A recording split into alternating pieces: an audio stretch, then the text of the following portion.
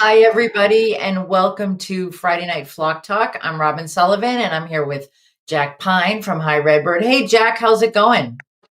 Hey, Robin, I am super excited. Um, yeah. Um, Hi. why am I excited? Well, so this weekend, it's actually going to be a whole lot of fun.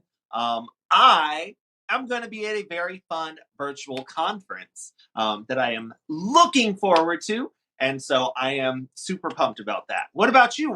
Are you doing anything fun this weekend? I'm going to a super fun conference too. Who would have thought that would happen? So, for those of you that don't know what craziness Jack and I are now talking about, this weekend is the Place Your Bets Avian Conference. So, Jack, you want to tell everybody what Place Your Bets, why we called it that? Yeah, so the BETS conference, the Place Your Bets conference, the BETS stands for Behavior, Enrichment, Training, and Science. Those are aspects of avian care and animal welfare that Robin and I wanted to draw attention to. So we actually created this conference so people could go and learn on those different topics. So again, behavior enrichment training and science is going to be the focus, and it should be a whole lot of fun. I mean, if you guys have been to our Friday night flock talks, and obviously if you're here now, you go to our Friday night flock talks. You see how we like to approach things. We always want to, tackle issues. We want to make sure that we're providing necessary husbandry information, helping you guys take the best possible care of your animals, but having fun at the same time. So the conference should be along those same guidelines. It should be a lot of really good information. We have speakers from all over the world. I'm super excited for that. But it should also be a really fun time. And if you guys are not yet registered, you do still have a little bit of time to register. You can register little bit. You can register tonight, Friday night. You that will get you into the conference for Saturday and Sunday. Now, obviously, there are things like the workshops that are happening that parts will be provided for that uh, you you won't have your parts by the time the workshops come around. But you will be getting those parts eventually because those are included in your registration. So if you have not yet registered for the conference, we definitely encourage you to do that. It should be a fun time, it should be an educational time, and it's also an opportunity for us to raise money for the Georgia Fletcher Memorial Scholarship Foundation, or the fund, which is through the Quaker Parakeet Society. So a lot of really fun things, a lot of good reasons why you should be checking it out. Robin, is there anything I missed about it? So, if people are already registered, if they've already registered, they want to go to theletherelves.net/bets conference. And if you haven't logged in yet, so you should have gotten an email from Nick, courtesy of Nick, because Jack and I just pretend to know what we're doing. So you should have gotten that email from Nick, and you want to click forgot password, and then you want to enter the email address that you registered with, and a password reset will be sent to your email. So if you haven't done that yet, if you haven't created that password and you haven't logged in and created the account, then you need to do that so that you can join us. It's going to start tonight at 8 o'clock Eastern. So right after the flock talk, we're going to go to that. And so you've got to be all, logged in, checked in so that you can participate in that. And I can tell you it's going to be a blast. We've got some games to play. We've got some prizes, and not surprises, some prizes, depending on how you say that.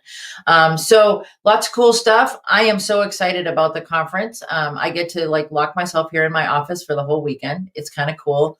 It's not like work. I don't have to make any toys this weekend, so I'm kind of excited. And just Jack mentioned that we've got a lot of really cool speakers. We've got Danny Larson, who is the bird curator at Southwick Zoo. We've got Hilla Neiman, who a lot of you know. Hilla is a behavioral consultant from Germany. Dr. Susan Clubb. We're doing a skewer workshop. And we are also doing an animal welfare roundtable. All of that's on Saturday.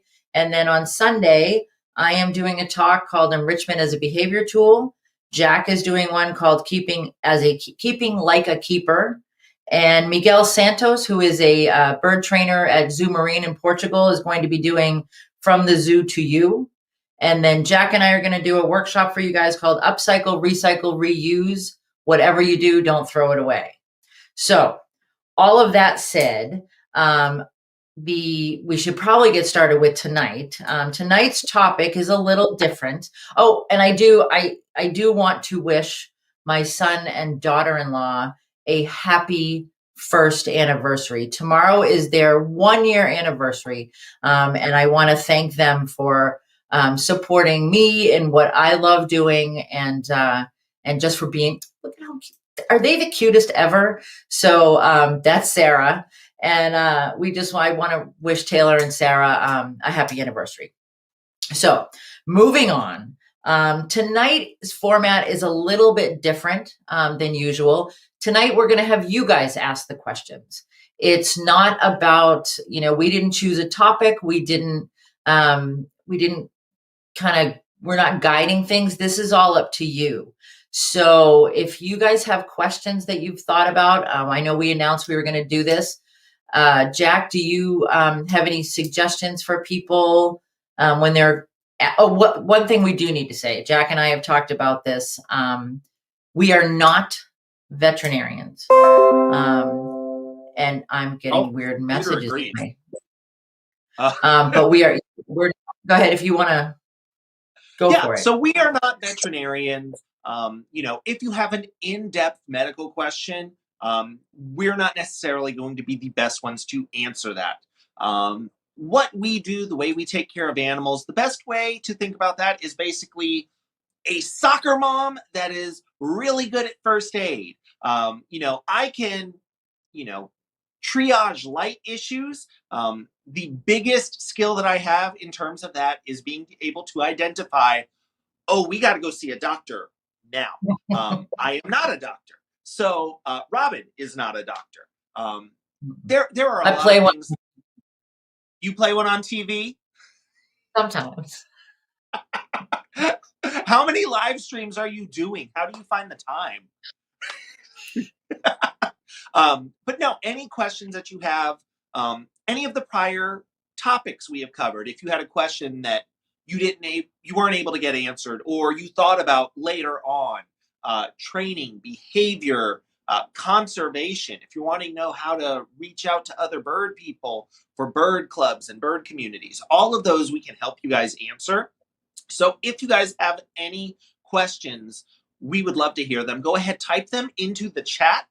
The good news is we do have Nick. First of all, Nick is, oh my God, amazing. Helping us put together the entire conference. He makes us look like we know what we are doing every single Friday. We don't. But it looks good, right? And when people ask me, well, how do I get on that? How do I do this? How do I do that? I'm like, well, you could do this. And then and then I go, you should probably ask Nick. So, all right. It looks like we have a question. Cindy Leopard has. I was going to say, if we get multiple questions, Nick will be helping us out. So if multiple people are asking the same or similar questions, those will probably get bumped up in terms of prioritization. But yeah, we would definitely want to help you guys out. So what's our first question? Okay, so Cindy's got this question.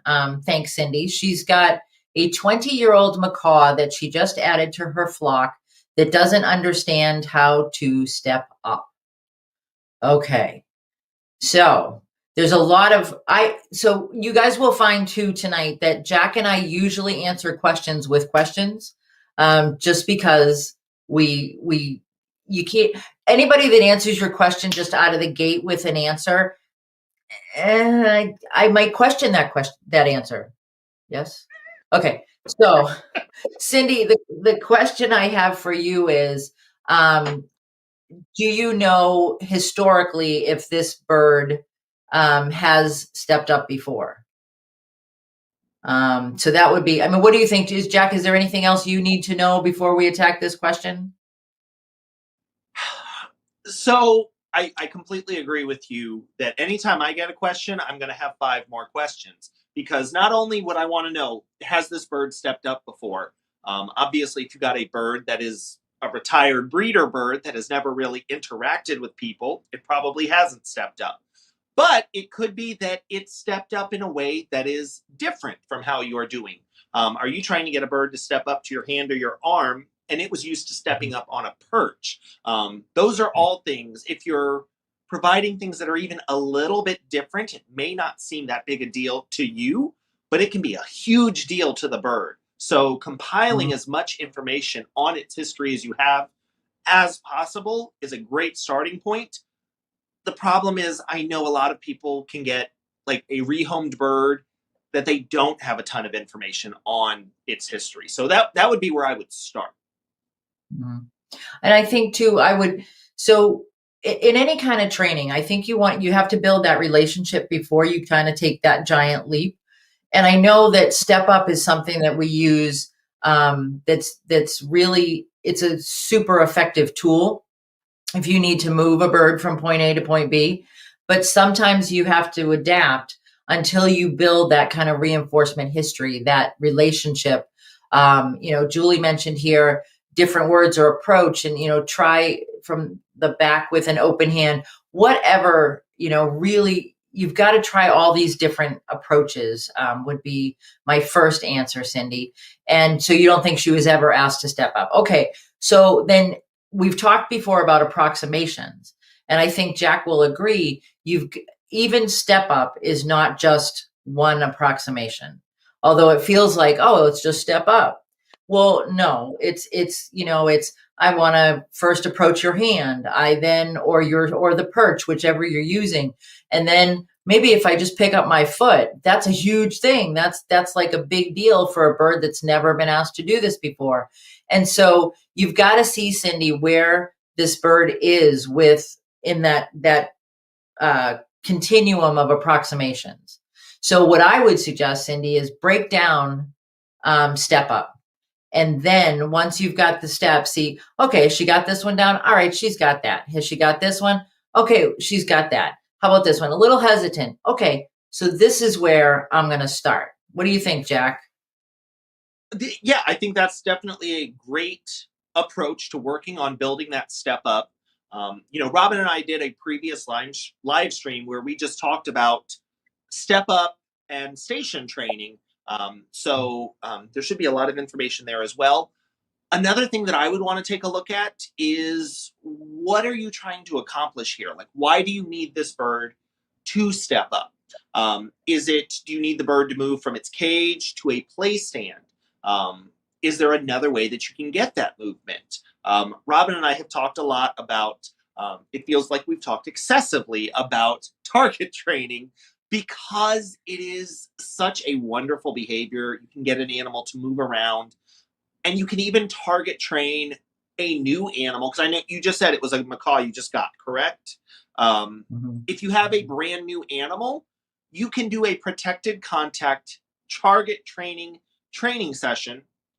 That tongue twister, if ever there was one. Uh, Protected contact target training session. You can do that to build that relationship with your bird to have that training history, and then step up may not be so scary.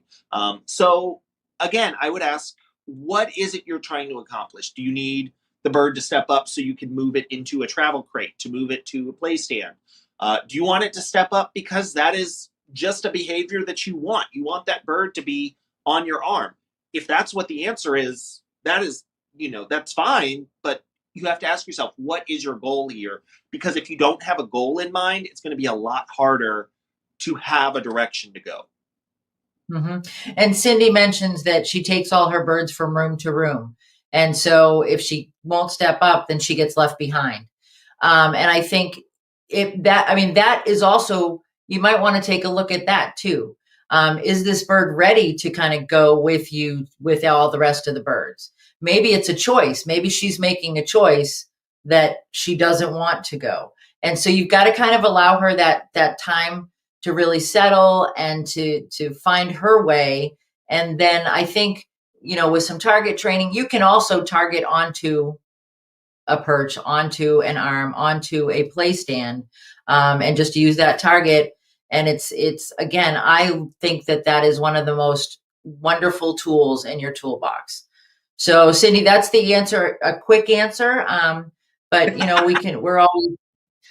we're always around to talk some more about these kind of things. All right, Megan, what's going on with Gizmo? What can I do to help Gizmo with his pin feathers besides baths and misting when he's not too keen on scritches right now? Okay. Well, not too keen. So I got to ask, here's another question. Not too keen. Does not too keen mean he bites you, or does not too keen mean he moves away? That would be my first thing. And then my other thing is that is it a matter of does it have to be done, or is it something that if you give Gizmo that choice not to participate, he chooses a no?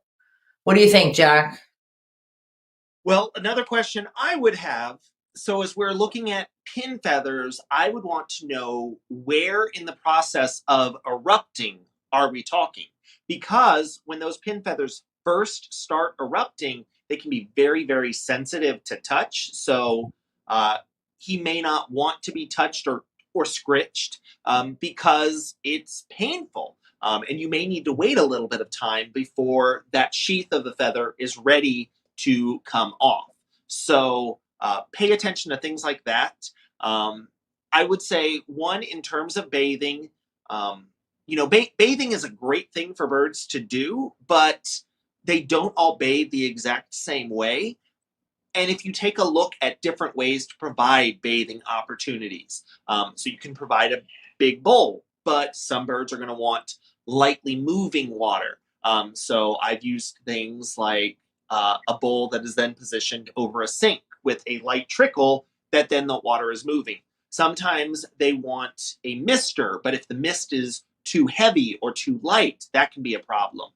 Some birds like leaf bathing, which is a really cool behavior where I know. Here, It's one of Robin, my do you want to explain favorite. leaf bathing?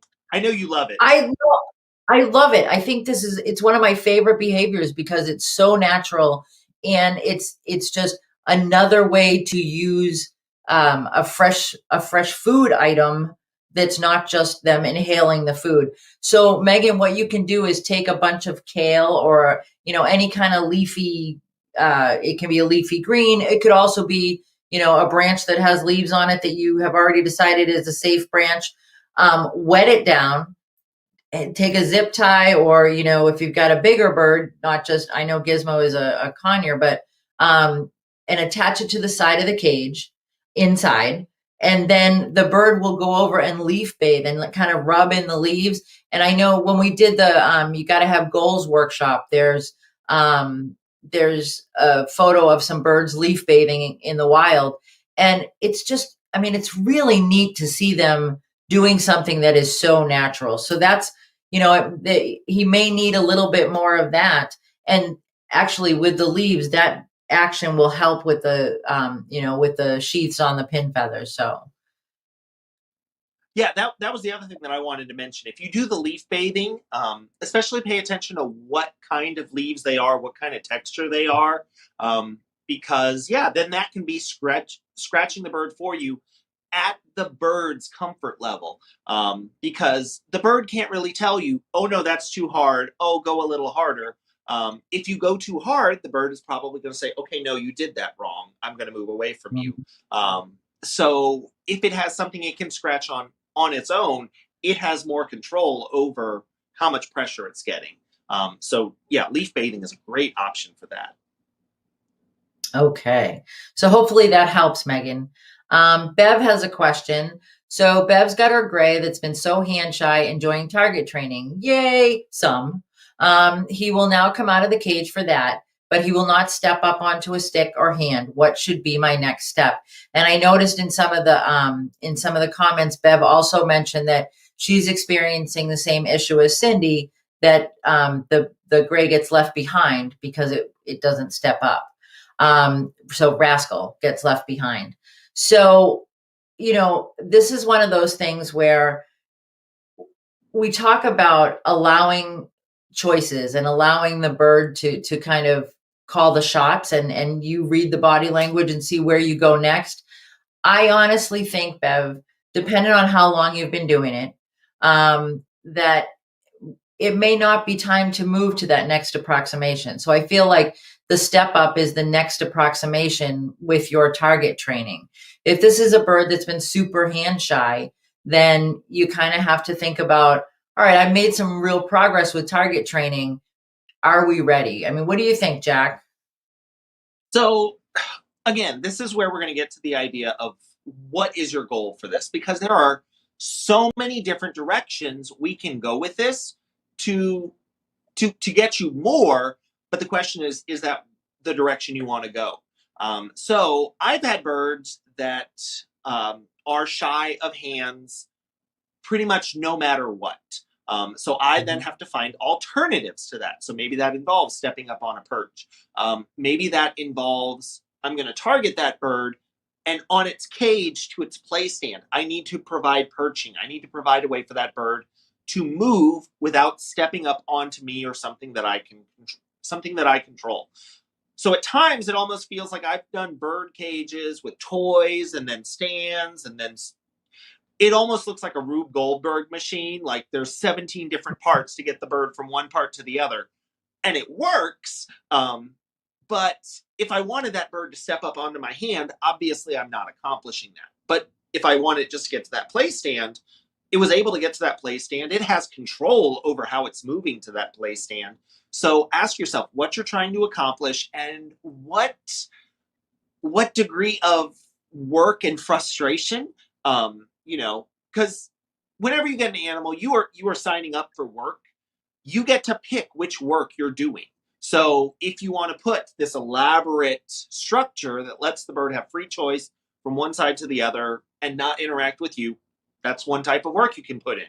If you want to do the training and work on those approximations to build that step up, that's something else you can do too. And I think, one thing that a lot of people get fixated on, I've done it myself, the idea that, oh, the bird, I left the bird behind. It's in the other room now and it's going to be upset.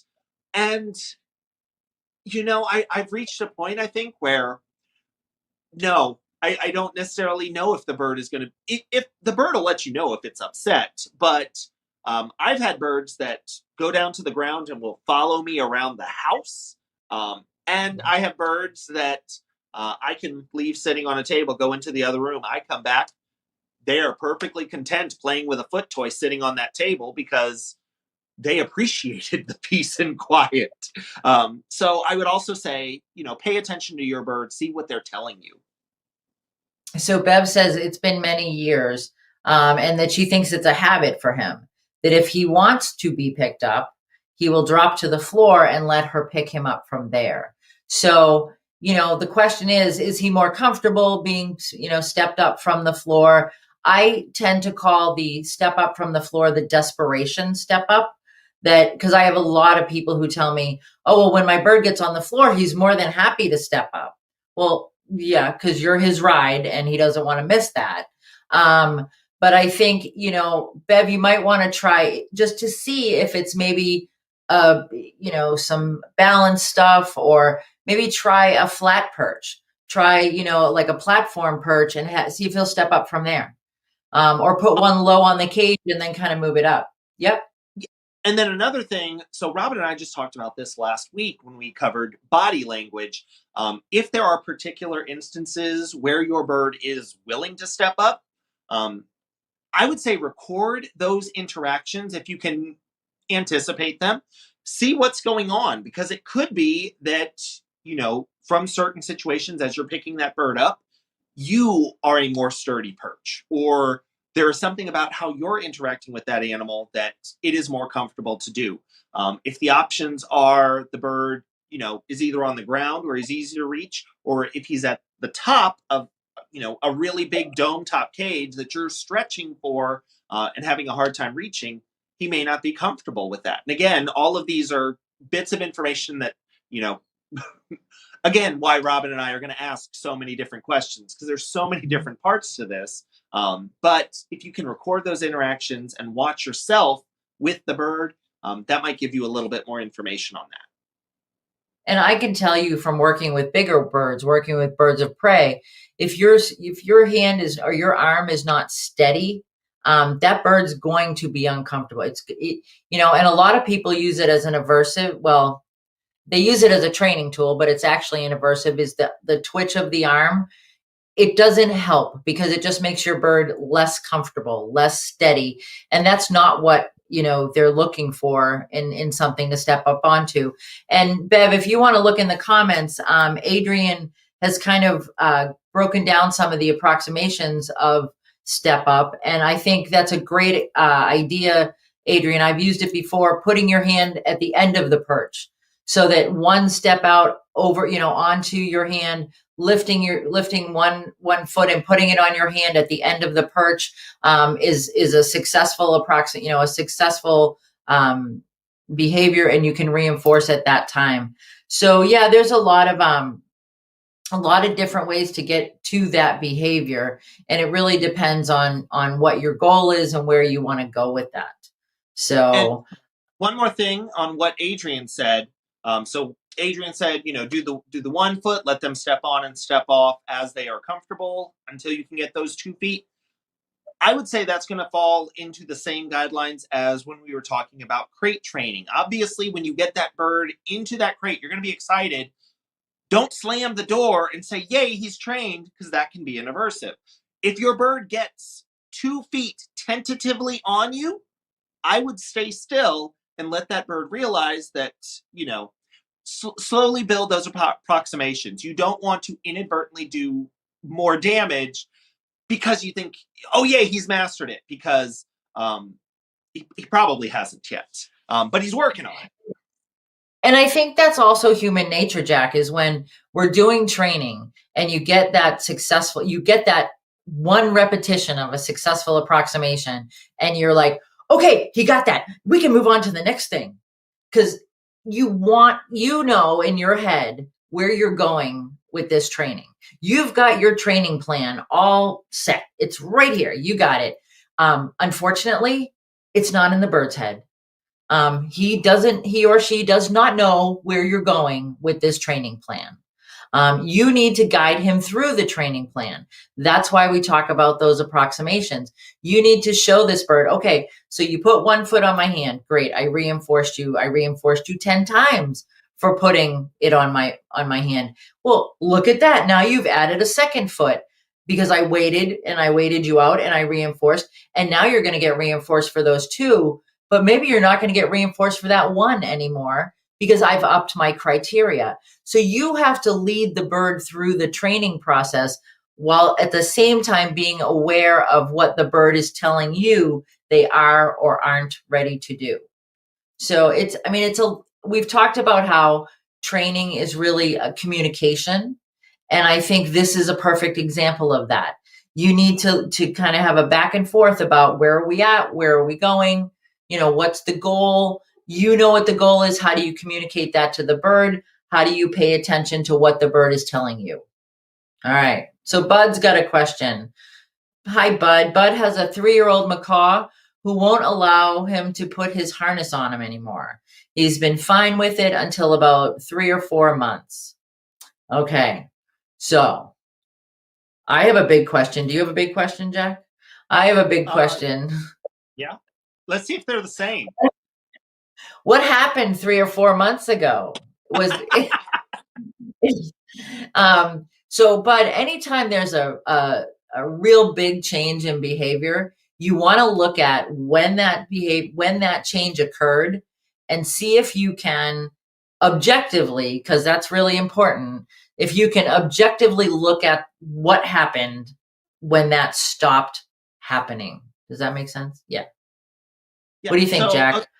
a couple of things that I obviously, if your bird was doing this really consistently and then just abruptly stopped, to me, that would indicate that something had to happen. I don't know what, and we're going to have a lot more questions to try to figure out what could have happened. But a couple of things that I would first want to look at, obviously, did something traumatic happen while the bird was in its harness? And that can obviously include if your bird, got caught on something because of the harness, if your bird, crashed into something because of the harness. But I would also take into account things like, did you go outside with your bird on a harness and, several hawks flew overhead? Obviously, nothing physically traumatic happened to the bird, but the bird would know on its harness it doesn't have the same ability to get away. So those would be things that I would look at first. If you had to, did you get a new harness? Is this harness a different material, a different color, a different literally anything. To us, I feel like there's a lot of things that, okay, here, the last one was lime green and this one is hunter green.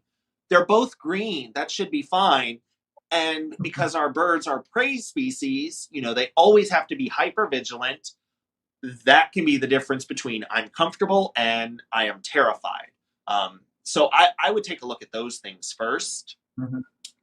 And if you don't notice there was anything traumatic, I would say just like any other behavior, if you have lost a finished behavior, go back several approximations and just work on rebuilding it and reshaping it.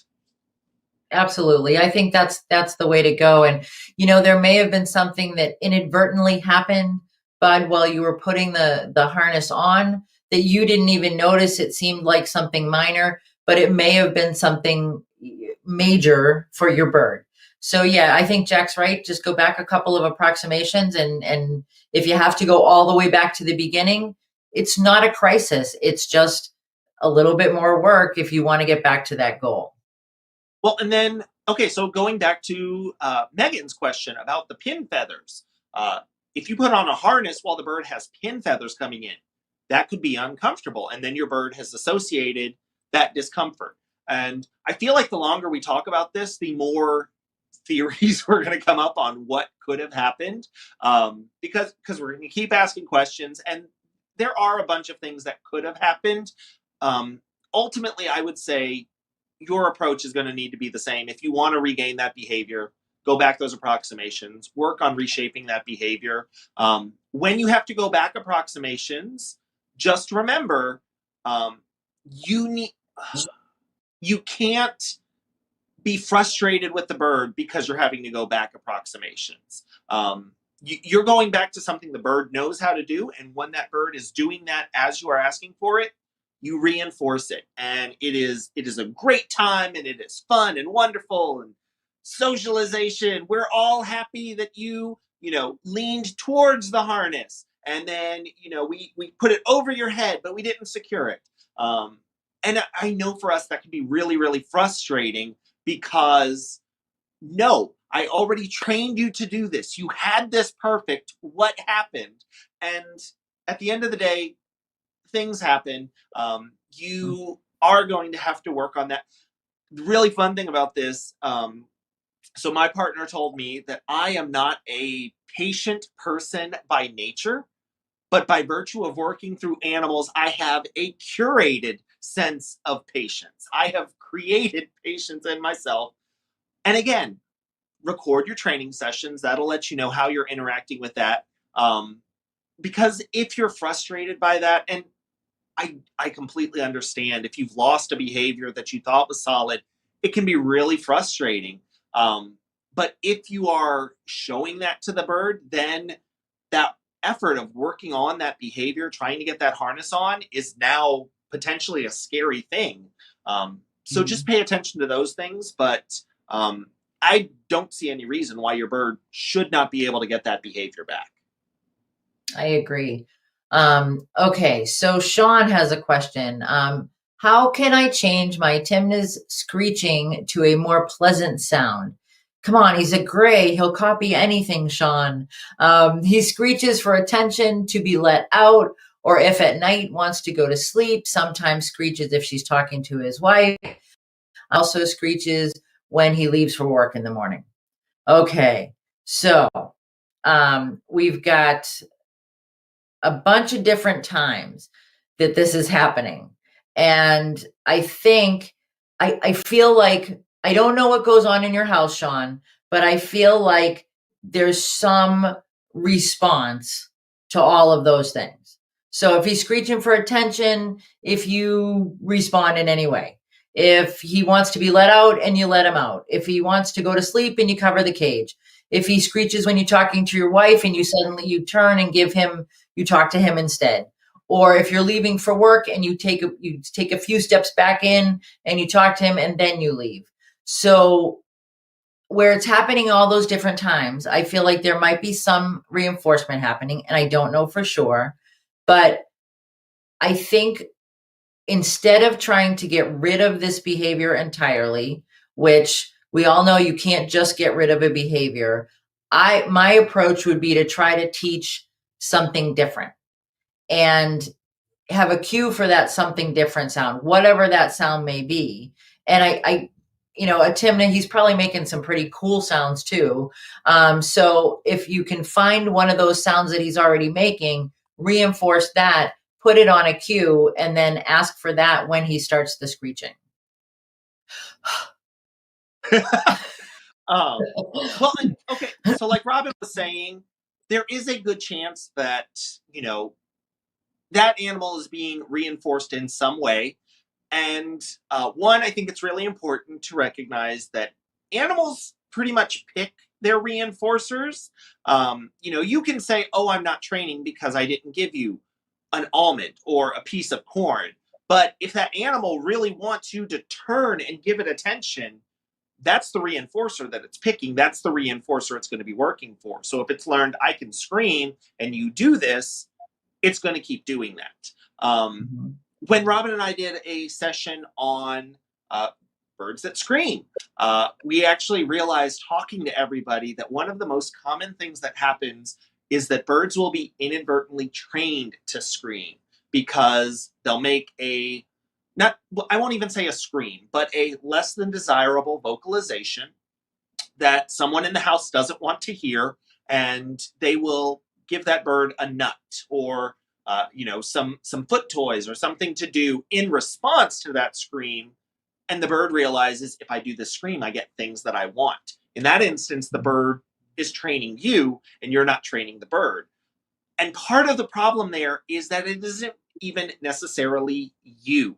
If there are other people in the house, people who don't necessarily interact with the bird that often, but they just want the bird to be quiet, that can be an issue that you can face as well. So one of the things that I would recommend is talking to anybody that is in your house, talking to anybody that interacts with that bird, and making sure that whatever training plan you come up with, so going with Robin's idea of training a different behavior, reinforcing something that the bird can do instead, make sure that everybody in your house is on the same page with that as well. Because then otherwise, you can be working on this, but if the bird is still screaming and getting everything it wants from other people in the house, you're not going to see that progress. It's true. And Sean says he tried that with whistling. And whistling is a good replacement. But you've got to work really hard to make sure that, like Jack said, you're not inadvertently, if you think you're getting the whistle, but then you get the scream and you bridge the scream, you mark that scream, you kind of can cause yourself more headache, literally, than you anticipated. Terry says she has a lot of talkers, and they say night night, go to bed in the evening instead of normal flock calls. Okay, that's so it's a replacement. One starts and the others follow. Before too long, they're all repeating it. It's cute. Terry, we need to hear that sometime. You need to bring us that or send me that vocalization, because that's really cool. So she's kind of turned that screaming, if you will, the flock call to make sure that everybody's okay or that we're all going to bed, whatever, and peekaboo in the afternoon. If you can replace that and if you've got more than one bird and get them all kind of repeating that, that's an awesome behavior. Great job, Terry. That's really neat. Thank you. So, all right. And so Sean said, yeah, exactly. And so I think, it's one of those things that screaming screaming, we're going to try not to use screaming anymore. What do we call it? Inappropriate vocalization, unacceptable vocalizations. How's that? That's a PC kind of term. Unacceptable vocalizations. And I think, honestly, we just need to, it's one of the toughest ones to reshape. It's one of the toughest ones to replace. But I think, if you really stick with it, that would work. So Adrian says some of the reinforcers are not obvious. When my male Moluccan used to whine, I was ducking my head and raising my shoulders, tiny movements, but he saw that. And that's something, she brings up a really good point, that we've got to be aware of those tiny movements because, again, as a prey species, they are hyper vigilant and hyper aware. And so you do the littlest thing and it may act as a reinforcer. So, all right. Nick, we had some. Hi, yeah, there we go. And I'm wondering, how often should I train my bird? Okay. So that's a really good question. I get it all the time. I don't know about you, Jack, but the answer is whatever works for you. How often, if you can throw a couple in and during the day, but it's really got to be, if you miss a day, that's one of the things that I get too is, I train my bird every day. And on Tuesday, I had to go to the ER and I just didn't get a chance. Oh, you had to go to the ER, so you missed a training session? Yeah, I did. So if you miss a session, not a crisis. I would say whatever works for your schedule, as long as you're doing your best to kind of it's that inconsistent consistency again, I think. What do you think, Jack?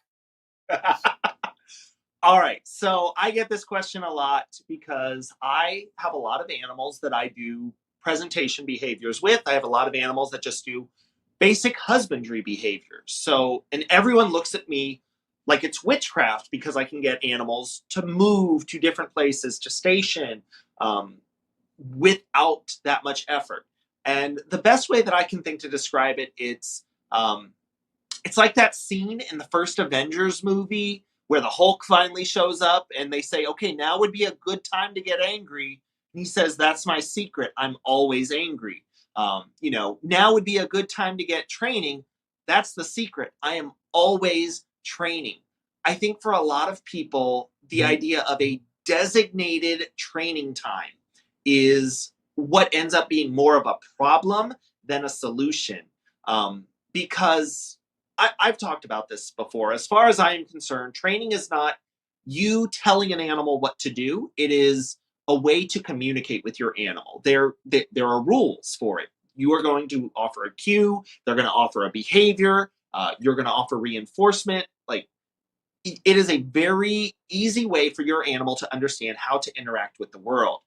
And I think as you develop as a trainer, you start utilizing that at every possible instance. So you're always going to be paying attention to, is my animal, averse to this? Are they interested in this? How am I providing reinforcement opportunities for this interaction? So for me, I would say, as much as Robin and I have talked so much about the importance of training, don't get over fixated on, this is my training, this is what we are doing. You are building that relationship with your animal, and that is the important part to me. Mm-hmm. I absolutely agree. It's not about, I have to go grab my training pouch, and I always tell people to be prepared if they're going to do a kind of formal training session. But have that pocket of treats so that if you walk by where your bird is and your bird's doing, a behavior that you like or something that you've been working on, you can reinforce it right then and there. It's not about the bird still needs to know, even though it may not be part of a formal training session, that behavior is one that you want to encourage. And that's what reinforcement is about. It's about increasing the chances of a behavior occurring again. So you want to make sure that it's happening throughout the day, and it doesn't have to be super formal. If that works for you, if you are someone that likes things structured, then by all means, say, okay, I'm going to train at this time and this time, if that's the way you remember it. Some of us are getting older, and we're going a little gray, and we kind of need to have those things scheduled. It's really what works in your setting and for your birds. Some birds are like, they do one training session a day and yeah, I'm done. And Patricia's absolutely right. You want to set yourself up for success, and you want to set your birds up for success too. I've worked with birds that are like, yep, oh no, we did that training session already today and I don't need any more, whatever that reinforcer is. I'm satiated and I'm good. And there are other birds that are like, oh, hey, is it training time? You walked by. Oh, did you want to train? And so you really just have to kind of gauge it. Again, that the whole discussion of a study of one. Yeah, I think the idea of paying attention to your bird in that instance is so critically important, because I have seen people who are doing, oh, I'm doing 20 training sessions a day with my bird, and the bird's not making progress. There is a chance that you are not providing the reinforcement that that bird wants. It is trying to tell you something. There is every ability for you to overtrain that bird, to try to do too many things to where interacting with you and any reinforcers you provide are not reinforcing. They're just little bits of food that the bird is going to have to do something it's really, really tired of to get. So pay attention to your bird, because you don't want to put yourself into that situation. I've if you do shorter training sessions, leave your bird wanting a little bit more rather than leave them completely over it. Record your training sessions. Like, I feel like I've said that 3 or 4 times already. I can say it 3 or 4 more times this session. If you are not already recording your training sessions, you do not realize the information that you are missing out on. And if you are recording your training sessions, I know you will forgive me for saying it so often and harping on it, because you've realized what you can get from that. So like Patricia was saying, with setting yourself up for success, you can see exactly what is going on. Is there something about you, something about the bird, something about the environment that is making it so that that training isn't working? So pay attention to those things, and just keep at it. Come up with your plan, work on your goal, and Robin and I are here to help you guys. And Amanda brings up one of the best points: always end on a positive note. So if you're paying attention to your bird, you're allowing your bird to have that choice of whether he or she wants to participate or not.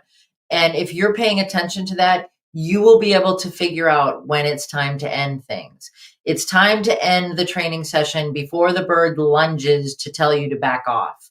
It's time, you can read that body language that, oh, maybe there's a little bit of hesitancy where this, if it's a behavior that the bird has spot on, that they keep, they're right on it every single time. The repetitions are always happening. It's real. You've got it. You're like, this is a solid behavior. And then you're seeing some kind of drag time on it.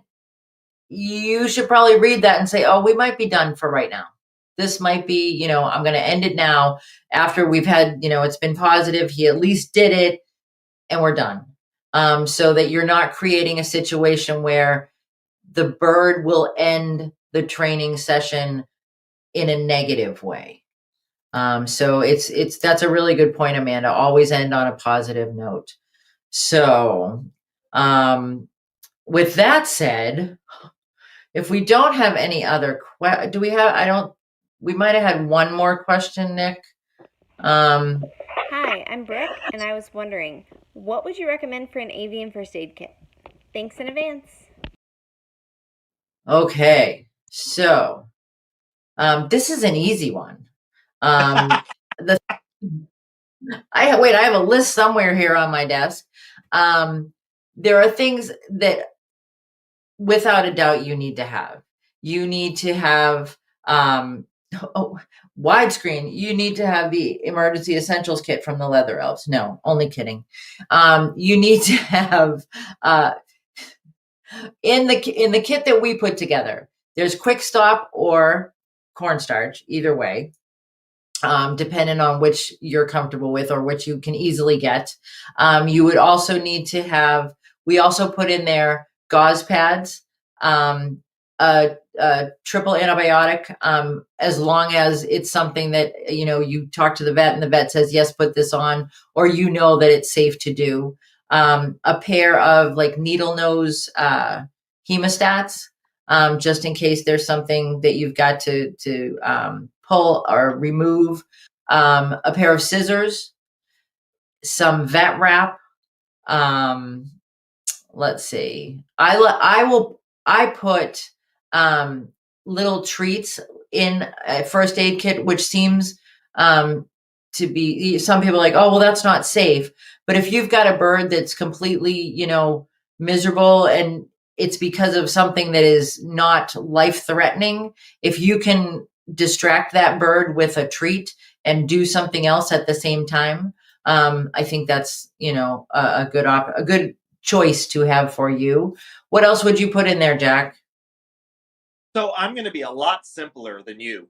The first thing I'm going to recommend is the contact information for a veterinarian that you trust. Not only are you going to need, if you have any kind of emergency, chances are good you're going to need that vet's information for treating that animal, but your vet can also help you stock whatever you need in your first aid kit for your particular bird.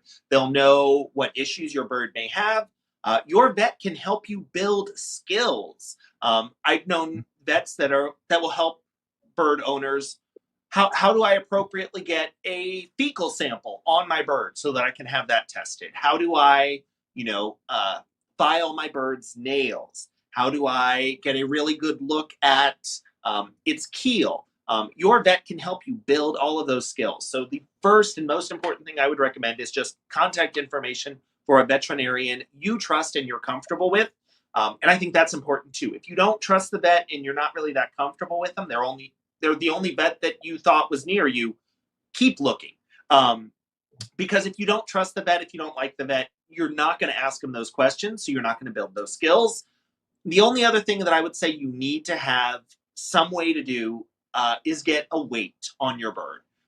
Robin and I have talked about this. Weight is, at least to me, it is probably the most telling physical sign that something could potentially be wrong with your bird. And it will usually experience a drop in weight or an increase in weight before it shows any other physical signs. So if you can catch that weight change, you can then be prepared for whatever else may happen. So those would be the two things that I'd say to start with. And the good news is if you have that vet, they'll help you fill out the rest of the box.